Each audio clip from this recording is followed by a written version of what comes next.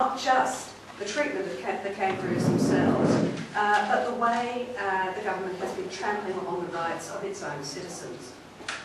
I'm just going to start with the incidents that revealed that the government could not be trusted on anything to do with kangaroos. At Googong Reserve in 2004, the A.C.T government claimed the kangaroos were starving, which experienced wildlife care is reported to be totally untrue.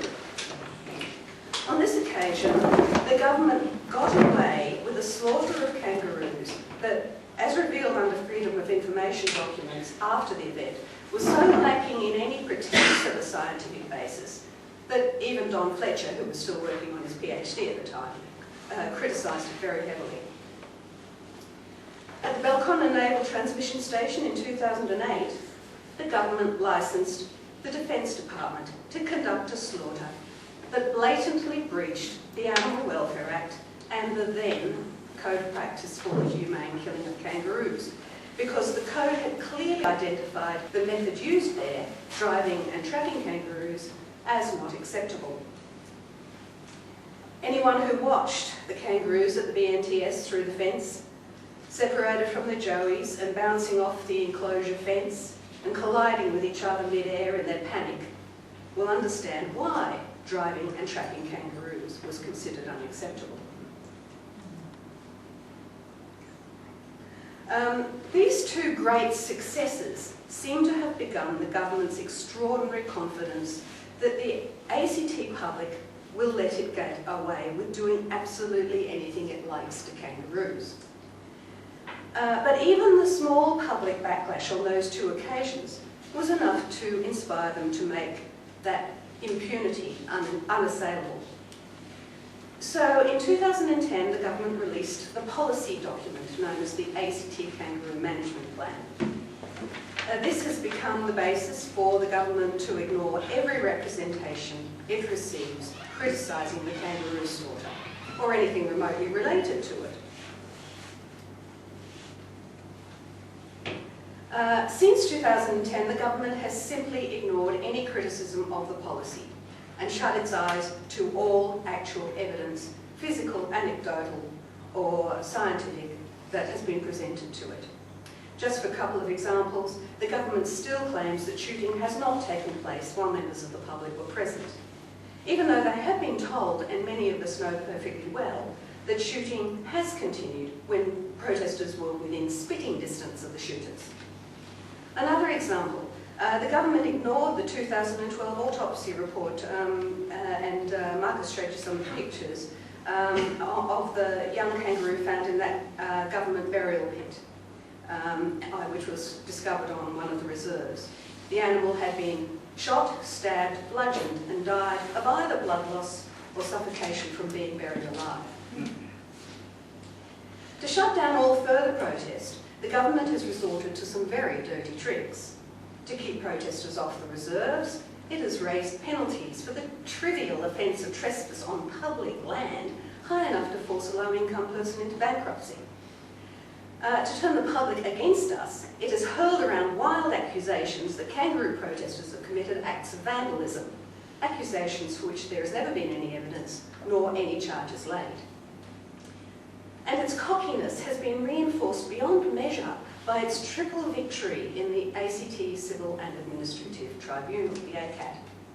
There have now been 3 challenges brought against the kangaroo slaughter in A.C.T by Animal Liberation New South Wales in 2009, by the Australian Society of Kangaroos in 2013, and by Animal Liberation A.C.T in 2014.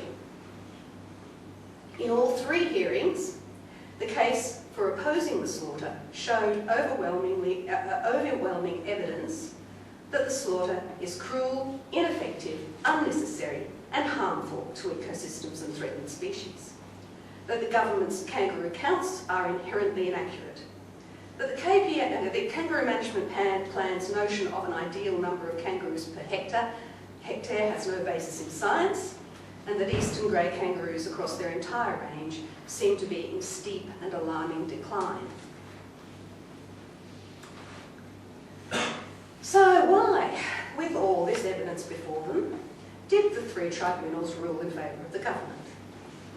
the tribunals themselves gave a truly astonishing reason. They simply chose to accept the so-called scientific evidence of Don Fletcher over that of the independent expert witnesses who gave evidence. In 2013, the tribunal recognised that Fletcher was not there as an independent scientific expert. On that basis, he was allowed to consult with his colleagues during the breaks and seek further information and advice on spin, no doubt, from his department. The expert witness, the independent expert witness, was not permitted to talk to anyone during the breaks. And yet, the tribunal ruled in favour of the evidence of a person they admitted was merely a government mouthpiece. I'm not saying that we should not have tried to use the A.C.T. Of course we had to try, because if the system had worked the way it's supposed to work, we would have won. But in the long run, the attempt has worked against the Kangaroos and the people of the A.C.T. And I stress, and the people of the A.C.T. Because having won 3 times at A.C.T, the government now seems to be confident that it can get away with murder, literally. In 2015, it permitted shooting to be undertaken on the Rose Cottage horse paddocks. This is a place that's frequented by members of the public at all hours of the night and day. Cyclists on the Centenary Trail, dog walkers, horse riders, teenagers chilling out, young lovers strolling by moonlight. Not to mention protesters quite lawfully on watch for shooters outside the nearby reserve. The A.C.T. government did not warn the public that shooting was happening on horse paddocks. When asked why not, the minister and the FOI officer both rather sanctimoniously claimed that they couldn't tell the public who frequent the horse paddocks about the shooting on the horse paddocks because the licence was issued to a private company.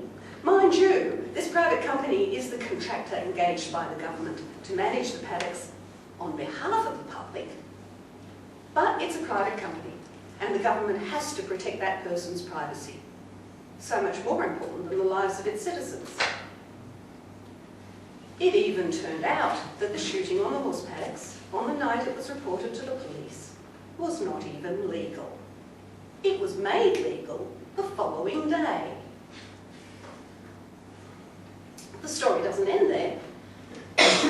A week after the reporting of the dangerous and illegal shooting on the horse paddocks, the man who had called in the report was arrested on those very same horse paddocks, where he had every legal right to be, for blowing a whistle.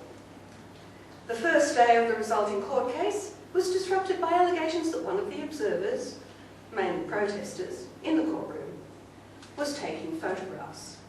And phones were confiscated and kept quite long enough for their content to be downloaded. It's hard not to suspect that the allegation was only made either to prejudice the magistrate against the defendant and the supporters, or else to get hold of a few protesters' phones, or both. As if that wasn't outrageous enough, a police officer tried to take all the observers' names as we left the courtroom.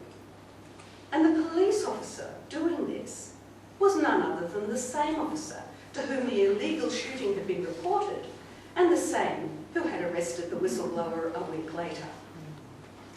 Every success the A.C.T. government has had trampling on its own laws and its citizens' rights seems to have bolstered its confidence to see what they can get away with next.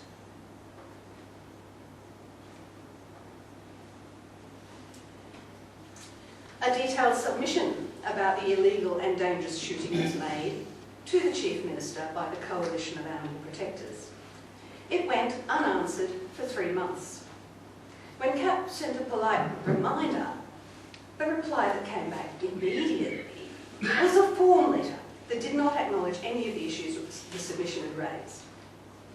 CAP followed this up with equally detailed submissions to the Ombudsman and the Police Operations Standards Monitoring Centre.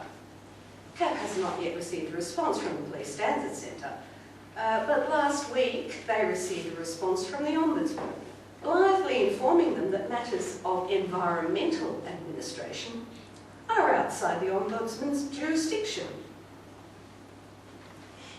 So, this is where we're at the moment. We have a government which is so hell-bent on massacring kangaroos, it is willing to put people's lives at risk, break its own laws, and trample on the democratic rights of citizens. We have no avenue of protest from the ministers or their bureaucrats, or even their appointed watchdogs, the Ombudsman and the A.C.T. We seem to have no redress through the electoral system, because the three parties who juggle power between them in the A.C.T, the Liberals, Labor and the Greens, appear to have made an unholy alliance to keep the kangaroo policy, killing policy unassailable. The mainstream media has declined to undertake any serious investigative journalism on this issue. Indeed, it has refused to publish our side of the story without dumbing it down to incomprehensibility. Mind you, I don't blame the journalists for that, it's the editors. The government and the media have also played a dirty tricks campaign and successfully turned many of the general public against us by hurling about allegations of vandalism.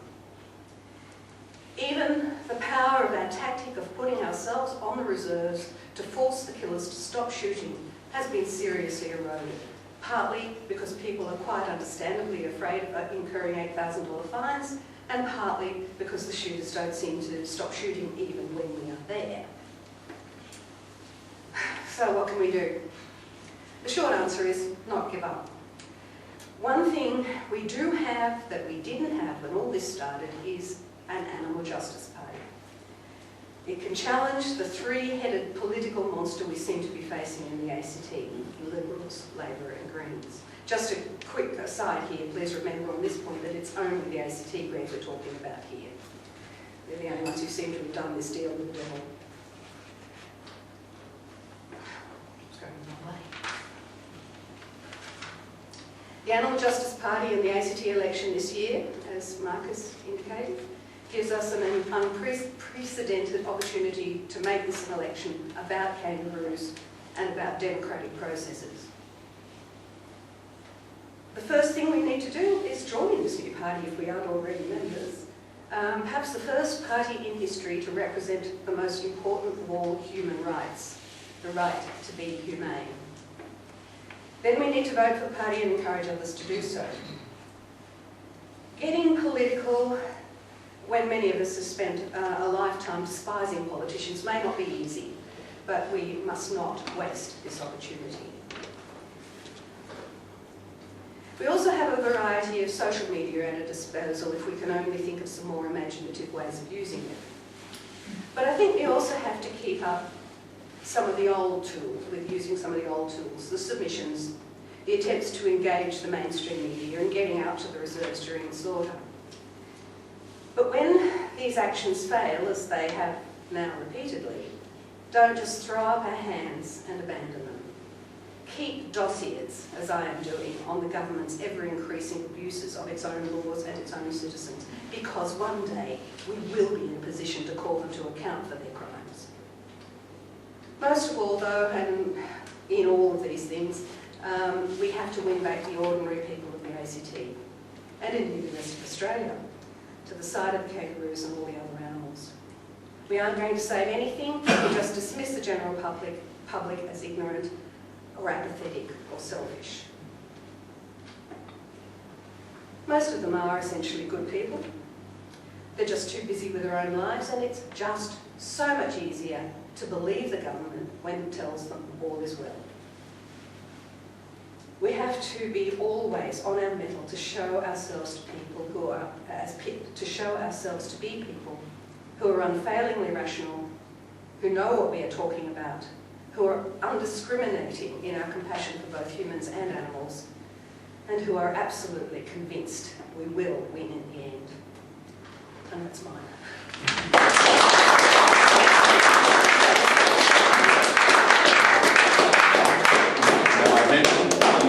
Yeah, I was just going to mention everything I've said in this has got the documentary evidence attached to it, and I will be putting it all on my website. Might be the next step. And what might be the next step? Well, we're going to ponder about that. But actually, I think you should go away thinking about perhaps writing to the Minister, perhaps talking to your neighbours, perhaps ensuring that you show when we actually put things up on our website and Facebook what actually the story is. Tell people.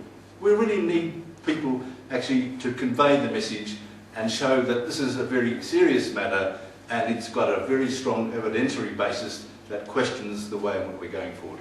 So, Kay, thank you.